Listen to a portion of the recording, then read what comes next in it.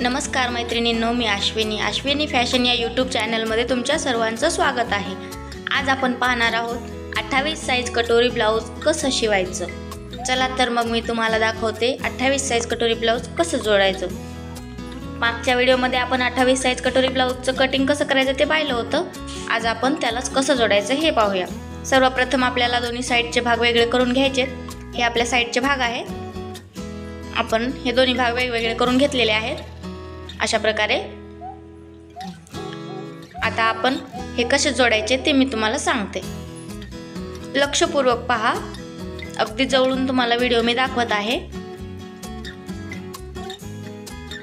अशा पद्धतीने कटोरीच्या वर साइडचा भाग ठेवायचा आणि अर्धा इंचावरून शिलाई द्यायला सुरुवात करायची। शिलाई थोडी पक्की करून घ्यायची आणि साइडचा भाग न खेचता आरामशीर हलक्या हाताने आपल्याला शिलाई देऊन घ्यायची। अशा पद्धतीने पूर्ण कटोरीवर आपल्याला शिलाई देऊन घ्यायची।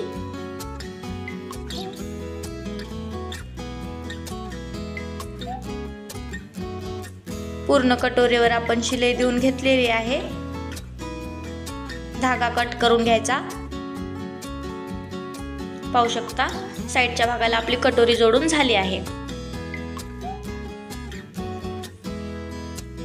आता आपण कटोरीला टक्स कसा टाकायचा ते पाहूया। सर्वप्रथम आपल्याला कटोरी उलट्या साइडने दोन्ही भाग एकमेकांवर ठेवून मध्यावर टक्स घ्यायचा आहे। आपल्या टक्सची उंची 2.5 इंच राहणार आहे, तर आपण 2.25 इंचवर टक्स टाकून घेऊया। टक्सची उंची आहे 2.25 इंच आणि रुंदी आहे 1.5 इंच।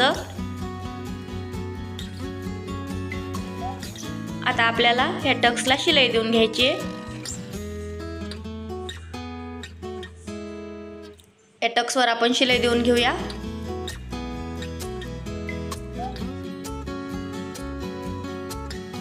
टक्सवर आपण शिलाई दिलेली आहे। धागा वगैरे कट लगेच हातावर सगट करून घ्यायचा, म्हणजे आपल्या ब्लाउजला फिनिशिंग छान येतं। हा आपला टक्स टाकून झालेला आहे। आता आपल्याला कटोरीचं अर्धा इंच खालून कटिंग करून घ्यायचे, जेणेकरून आपला कटोरीचा शेप चांगला येईल आणि त्याला क्रॉसपट्टी व्यवस्थित बसेल। पाहू शकता 5 इंचाची आपली कटोरी झालेली आहे। अर्धा इंच शिलाई मार्जिन मध्ये जातं आणि आपली तयार कटोरी 4.5 इंचाची होते। आता आपण कटोरीचा जो टक्स आहे तो दुमडून त्याला शिलाई देऊन घेऊ, ज्याने तो इकडे तिकडे सरकणार नाही आणि आपली फिनिशिंग खराब होणार नाही। धागा लगेच कट करून घ्यायचा। आता आपण कटोरी अर्धा इंचावरून कट करून घेऊ। क्रॉस मध्ये आपल्याला अर्धा इंच कट करून घ्यायची खालच्या साइडला, अर्धा इंच फक्त। पाहू शकता क्रॉस मध्ये आपल्याला कटिंग करायचंय।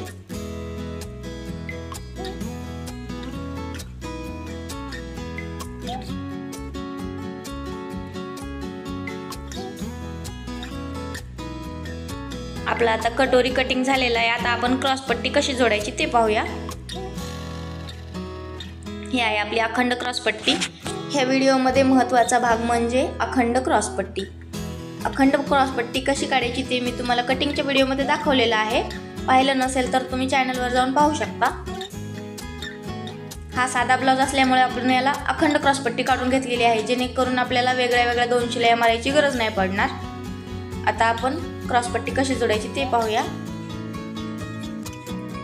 कटोरीच्या एका टोकावर क्रॉस पट्टी ठेवायची आणि अर्धा इंच अंतर सोडून आपल्याला क्रॉस मध्ये इथं शिलाई मारून घ्यायची।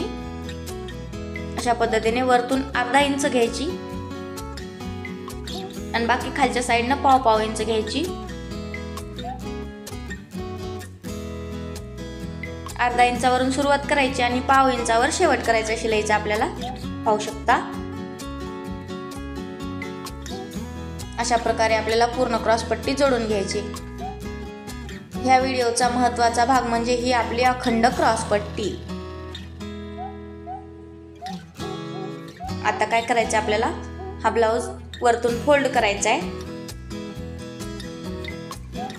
म्हणजे ही शिलाई जी आहे ती आपली आतून जाईल, कुठलीही शिलाई वरतून दिसणार नाही. आता आपल्याला काय करायचं, याला फोल्ड करायचं आहे अशा प्रकारे फोल्ड करून ही क्रॉसपट्टी आपल्याला उलटी करून घ्यायची आहे आणि शिलाई देऊन घ्यायची आहे. पुन्हा एकदा तुम्हाला मी दाखवते, लक्षपूर्वक बघा. पाहू शकता असा आपला ब्लाउज आहे. आता याला फोल्ड करायचे आणि क्रॉसपट्टीचे दोन्ही भाग एकमेकावर ठेवायचे. अर्धा इंच अंतरावर पहिली शिलाई जिथून दिली होती त्याच्यावरच बरोबर आपल्याला शिलाई द्यायची आहे. अशा प्रकारे अर्धा इंच वर आणि पाव इंच खालच्या साईडने पूर्ण क्रॉसपट्टीवर आपल्याला शिलाई देऊन घ्यायची आहे.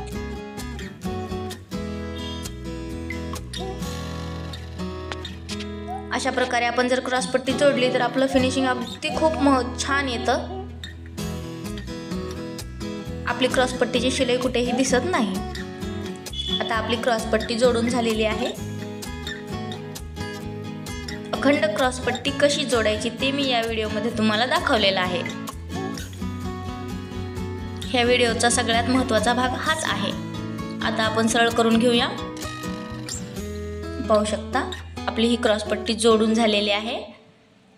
पाहू शकता कुठूनही आपली शिलाई वरतून दिसत नाही. अशा प्रकारे आपली ही अखंड क्रॉसपट्टी दोन्ही शिलायांमध्ये जातात आणि फक्त फिनिशिंगच वरतून दिसते आपल्याला. आता आपला हा समोरचा भाग तयार झाला आहे. आता आपण काय करू, हुकाची पट्टी लावून घेऊ. आता आपल्याला काय करायचे, ब्लाऊजची उंची मोजायची. आपला ब्लाऊज आहे 11.5 इंच, तर हे आपलं 12.25 इंच आहे अंतर. अर्धा इंच वरच्या साईडला शिलाईत गेलं ना तर 11.5 इंच तयार होतं.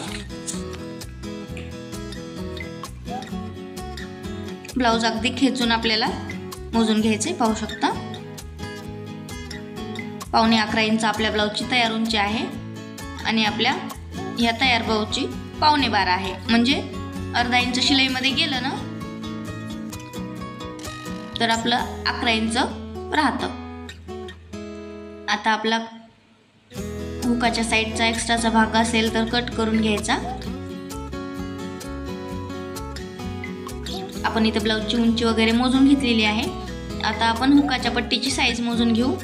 थोडंफार कमी जास्त असेल तर ते कट करून टाकू. अर्धा इंच इथं आपलं जास्त झालेलं आहे. अशा प्रकारे गळ्याला आकार गोल आकार देऊन आपण आपला एक्स्ट्राचा भाग कट करून घेऊ.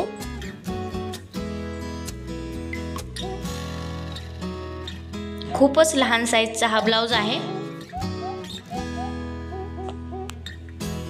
आता हे आपण कट करून टाकायचे.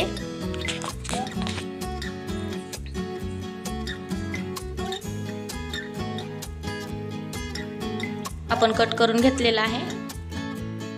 आता आपल्याला हुकाची पट्टी कशी लावायची ते आपण बघूया.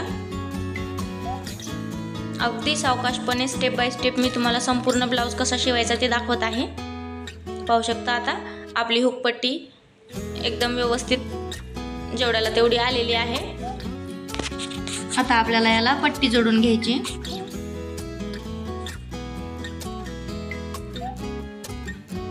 हा आहे आपला ब्लाऊज आणि ही आहे आपली पट्टी जी आपण 2 इंच किंवा 1.5 इंच रुंदीची काढून घेतलेली आहे. आपल्याला ही अर्धा इंच दुमडायची आहे.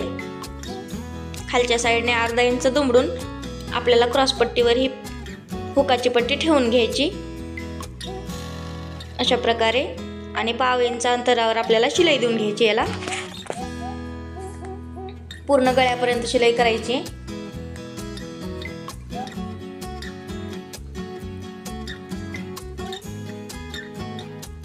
आपल्याला ही पट्टी लावत असताना खेचायचं नाहीये. धागा वगैरे कट करून घ्यायचा. आपली ही पट्टी जोडून झालेली आहे. आता आपण ह्याच्यावर दाब शिलाई देऊया. पट्टी दुमडायची आणि वरच्या साईडने दाब शिलाई द्यायची. आपल्याला दाब शिलाई ही आपली कटोरीवर न जाता पट्टीवर आली पाहिजे. पट्टीवर शिलाई द्यायची आपल्याला, कटोरीवर नाही द्यायची. अशा प्रकारे एक्स्ट्राचा जे कापड आहे तो आपण कट करून घेऊ. वरच्या साईडचा धागे पण कट करून घेऊ. आता आपण ही पट्टी दुमडूया। अशा प्रकारे ही पट्टी दुमडली आपण। आता आपण ह्याच्यावरती सरळ शिलाई अर्धा इंच अंतरावर देऊन घेऊ। पूर्ण गळ्यापर्यंत शिलाई द्यायची आणि ब्लाऊज खेचायचा नाहीये, हलक्या हाताने शिलाई द्यायची। धागा कट करायचा, पाहू शकता आपण। आता आपला हा समोरचा भाग तयार झालेला आहे। थोडं वाकडं तिकडे झाला असेल तर ते कट करून टाकायचं आणि सरळ करून घ्यायचं। आपला हा समोरचा भाग हुकाच्या साईडचा तयार झालेला आहे। आपण रुंदी मोजून घेऊया। आपल्या ब्लाऊजची रुंदी आहे 9 इंच। आपलं 9 इंच अंतर व्यवस्थित आलेलं आहे। जो एक्स्ट्राचा भाग आहे अर्धा इंच तो आपण कट करून टाकू।